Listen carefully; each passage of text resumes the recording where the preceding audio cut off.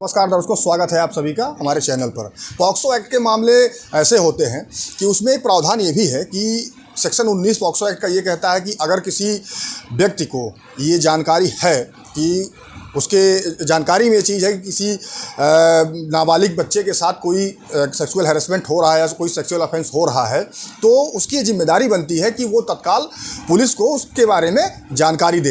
यानी कि सेक्शन 19 ये कहता है कि किसी भी नाबालिग बच्चे के साथ अगर कोई सेक्सुअल हैरेसमेंट की घटना हो रही है और वो जानकारी किसी व्यक्ति के पास है तो उसको तत्काल पुलिस को सूचित करना अनिवार्य है। अन्यथा सेक्शन 21 के तहत पॉक्सो एक्ट का जो सेक्शन 21 ये कहता है कि अगर ऐसे जो ऑफेंसेस है इनकी जानकारी पुलिस को नहीं देने के आरोप में उस व्यक्ति को 6 महीने का कारावास भी हो सकता है। तो ऐसा ही एक मामला ऑनरेबल केरला हाई कोर्ट के समक्ष गया।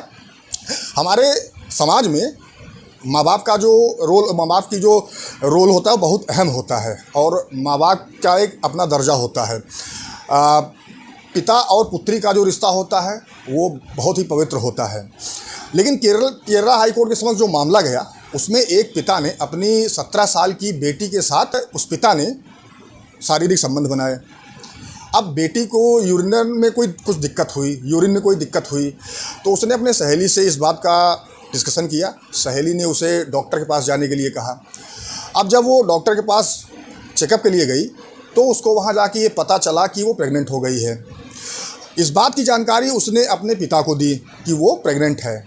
पिता ने कहा कि इस बात को यहीं दबा दो और किसी के सामने ये बात ओपन होनी नहीं चाहिए कि ऐसी घटना हुई जिस कारण तुम प्रेग्नेंट हुई हो, और अगर तुमने इस बात को कहीं भी ओपन किया या किसी से चर्चा की तो मैं सुसाइड कर लूँगा।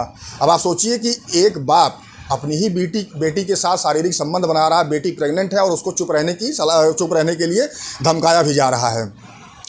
पिता के द्वारा ये किया गया कि उसे एक अस्पताल ले जाया गया जहाँ डॉक्टरों ने उसको एडमिट किया और उसका ऑपरेशन किया। अब जिस डॉक्टर ने उसका ऑपरेशन किया था उसने पुलिस को सूचना देने में देरी कर दी। लगभग 7 साढ़े 7 घंटे का समय लगा था। उसके बाद डॉक्टर ने पुलिस को सूचना दी। उसके बाद पुलिस ने उसके पिता को अरेस्ट किया। लेकिन डॉक्टर के खिलाफ भी पॉक्सो एक्ट की कार्रवाई हो गई। अब इसी मामले को लेकर डॉक्टर के द्वारा ऑनरेबल केरला हाई कोर्ट के समक्ष पिटीशन दाखिल की गई थी कि भाई मैं एक डॉक्टर हूं और मेरे पास बहुत से मरीज़ हैं जिनको देखना रहता है। बहुत से मरीज़ सीरियस कंडीशन में आते हैं जिनकी जान भी बचानी रहती है।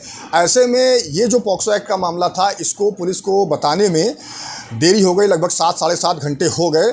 लेकिन देरी जानबूझकर मेरे द्वारा नहीं की गई है, जिसके कारण मेरे ऊपर पॉक्सो एक्ट का मुकदमा नहीं चलना चाहिए। तो ऑनरेबल केरला हाई कोर्ट ने सारी परिस्थितियों को देखा और उसके बाद ये टिप्पणी करी कि डॉक्टर की ये जिम्मेदारी है कि वो हर मरीज़ की जान बचाए। ऐसे में अगर 7 साढ़े 7 घंटे बाद भी पुलिस को इस बात की सूचना दी गई थी कि एक नाबालिग के साथ ऐसा हुआ है तो डॉक्टर ने पॉक्सो एक्ट का कोई अपराध नहीं किया।